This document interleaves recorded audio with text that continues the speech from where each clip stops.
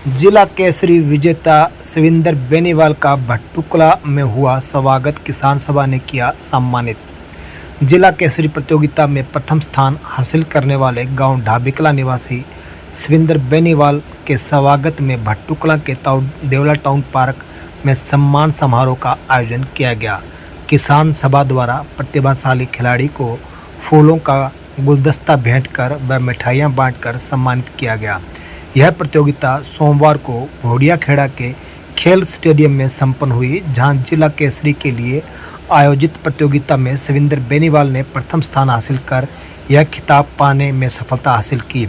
इससे पहले भी सविंदर बेनीवाल 3 बार जिला कुमार व 3 बार जिला केसरी का खिताब जीत चुके हैं। अब वे प्रदेश स्तर पर होने वाली प्रतियोगिता में अपनी प्रतिभा दिखाएंगे।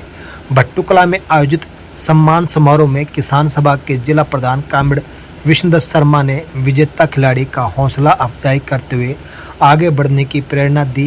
उन्होंने कहा कि जिला स्तर पर जिला केसरी बनना क्षेत्र के लिए बहुत ही गर्व की बात है।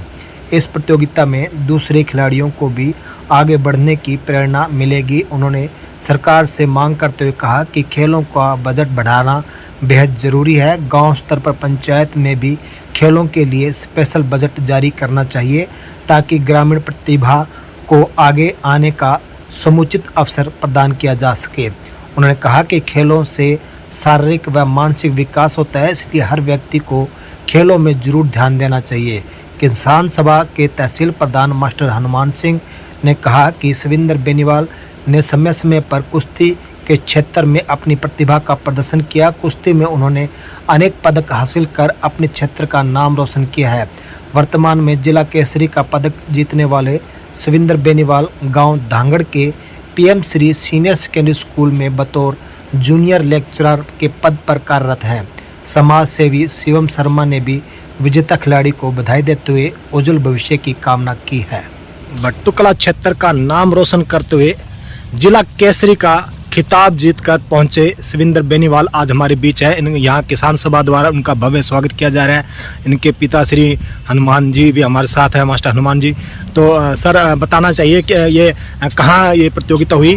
भोडिया खेड़ा स्टेडियम के अंदर प्रतियोगिता हुई। जी जी। जिसके अंदर सारे फतेहाबाद डिस्ट्रिक्ट के प्लेयरों ने भाग लिया था जी। कम से कम 400 से 500 प्लेयर पार्टिसिपेट कर रहे थे जी। और उसके अंदर मैंने जिला केसरी के अंदर प्रथम स्थान प्राप्त किया। जी।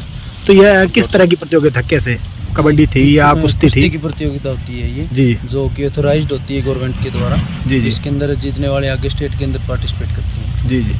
लोगों को जैसे और युवाओं को भी आप अपना क्या संदेश देना चाहेंगे? ये कि कम से कम अपना जो टाइम है घंटा कम से कम तो ग्राउंड के अंदर दें, ताकि हम नशे से और चीज़ों से बचे रहें। गेम बात की चीज़ें कम से कम फिट तो रहेंगे गेम के। पहले भी आपकी कोई उपलब्धि है? पहले मैं 3 बार कुमार और 3 बार जिला केसरी बन चुका था और काफ़ी लंबे टाइम से ये टूर्नामेंट नहीं हो रही थी। 5 या 6 साल के बाद ये टूर्नामेंट हुई है, तो वापस ही मैंने इस गेम के द्वारा की और फिर मैंने जिला केसरी का खिताब हासिल किया। यहाँ किस किस भार वर्ग की प्रतियोगिता थी? यहाँ कुमार केसरी और सीनियर जूनियर अलग अलग वेट कैटेगरी की पार्टिसिपेट जी। आप 75 कैटेगरी में? नहीं, मेरा वजन केसरी के अंदर था 75 किलो से लेके 125 किलोग्राम तक के प्लेयर भाग लेते हैं इसकी। ठीक है। तो कुश्ती में प्रेरणा कहाँ से मिली आपको? अपने घर से ही, मेरे घर के अंदर ही पहले से ही पहलवानों का जो है दादा और पिताजी प्लेयर रहे हैं कबड्डी के, तो उसी से मेरे को मोटिवेट मिले। जी। गाँव ढाबीकला से बहुत ही युवा और जुझारू ये साथी हमारे साथ रहे, और ये इनका जो सम्मान करने को लेकर किसान सभा के जिला प्रधान कामिड़ विष्णुदत्त शर्मा जी क्या कहना चाहेंगे सर? हम ना पहली बात तो ये है कि भी पत्रकार साथियों का हम ये धन्यवाद करते हैं, और ना हम इन साथी को जो जिन्होंने ना फतेहाबाद केसरी का खिताब जीता है, इनको हम बधाई देना चाहते हैं और भविष्य की शुभकामना करते हुए हम ये कहा भी है ना हरियाणा केसरी भी और देश के ना इंडिया केसरी भी ये बनेंगे। ये हम ना इनको ना आगे की शुभकामना देते हुए, और हम सरकार से अपील भी करते हैं, जिस तरीके से है ना एक पहलवान ने ये बताया कि 6 साल बाद में ना ये कुश्ती का ना प्रोग्राम किया जा रहा है। हम ये कहते हैं कि भी सरकार अगर ये चाहती है कि भी बढ़िया शिक्षा चाहिए, बढ़िया स्वास्थ्य चाहिए, अगर नशे के ऊपर प्रतिबंध लगाया जाए तो सभी स्कूलों में ना विशेष तौर पर खेलों पर खर्चा किया जाए। विशेष तौर पर ना गांव के अंदर ना पंचायतों को खेल के लिए मतलब स्पेशल बजट दिया जाए। खेल को जब तक ना महत्व नहीं दिया जाएगा तो ना तो वो शिक्षा में आगे बढ़ पाएंगे, ना ही वो स्वास्थ्य में आगे बढ़ पाएंगे, ना ही वो नशा को रोक पाएंगे। इसलिए सरकार को हम चाहिए कि योग की जगह योग के साथ साथ खेल पर भी है ना विशेष ध्यान दिया जाए, ताकि ज़्यादा से ज़्यादा स्वस्थ और बढ़िया नौजवानों को बढ़िया पहलवान बनाया जा सके। कुश्ती के अंदर महारत हासिल करते हुए युवा साथी ने बड़ी अच्छी उपलब्धि हासिल की और इनके पिता मास्टर हनुमान जी हमारे साथ हैं। जैसा कि इन्होंने बताया कि इनके पिता भी कुश्ती करवाते थे और खुद भी करते थे और मास्टर हनुमान जी भी इसी में खेलों में अच्छा रुचि रखते हैं। सर क्या कहना चाहेंगे आप? पहले तो मैं आपका यहाँ पर पहुँचने पर आपने जो कीमती समय दिया, मैं आपका बहुत बहुत धन्यवाद है। खेलों के बारे में मैं तो हमेशा से ही खेलता रहा, कबड्डी और कुश्ती करता रहा। और आप बात कर रहे हैं अब फतेहबाज केसरी की, तो इन्होंने 3 बार पहले फतेहबाज केसरी का खिताब जीत चुके हैं, 3 बार फतेहबाज कुमार का खिताब जीत चुका है। और इसको मैंने 5वीं कक्षा से ही योग के बारे में बता दिया था और योग के बारे में सारी जानकारी इसको दे दी थी। उसी टाइम से ये लगातार है ना हर चीज़ को छोड़ के प्राथमिकता इसने खेल को दी और साथ साथ में पढ़ाई में भी हमेशा है ना ये 90% से ऊपर ही रहा, जिसकी मतलब कामयाबी इसने अभी हासिल की है।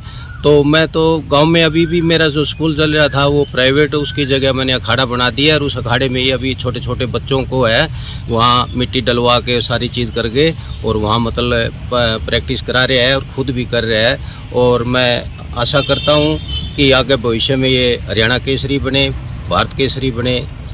आपका बहुत बहुत अभी आपने जैसे बताया कि गांव में आपने खुद ने अखाड़ा बनाया है, हाँ। तो इसमें जैसे और गांव में भी अखाड़े होने चाहिए। पहले हरियाणा में ऐसी कुश्ती के लिए युवा साथियों को मैदान में देखा जाता था और अखाड़े बहुत होते थे। हाँ। अब इसके बारे में क्या कहना हाँ, चाहिए? होने चाहिए थे, परंतु अब क्या है कि जो नशा है ना, लोग ये जो नौजवान है वो दिशा भ्रमित हो रहा है और सामाजिक संगठनों को उसके बारे में आगे आना चाहिए। क्यों नशा एक ऐसा भयंकर रोग लग चुका है हमारे यहाँ इस इलाके के अंदर, जिससे लोग है ना, क्योंकि स्पोर्ट्स में आने के लिए टाइम चाहिए, फिक्स टाइम चाहिए। सुबह 3 बजे, अभी ये 3:30 बजे उठता है और वो उस टाइम है ना, आज का युवा 3:30 बजे क्या कर रहा है, किसी का फ़ोन देख रहा है, किसी की मोटर देख रहा है। तो उस तरह नहीं होता। हर गांव के अंदर मौजूद आदमियों को, पंचायत को, सरकार को वहाँ पर मतलब सुविधा दी जानी चाहिए, जिससे मतलब हमारा बच्चा है वो गलत रास्ते पर न जाकर अच्छे कामयाब हो। जी बहुत बहुत धन्यवाद सर।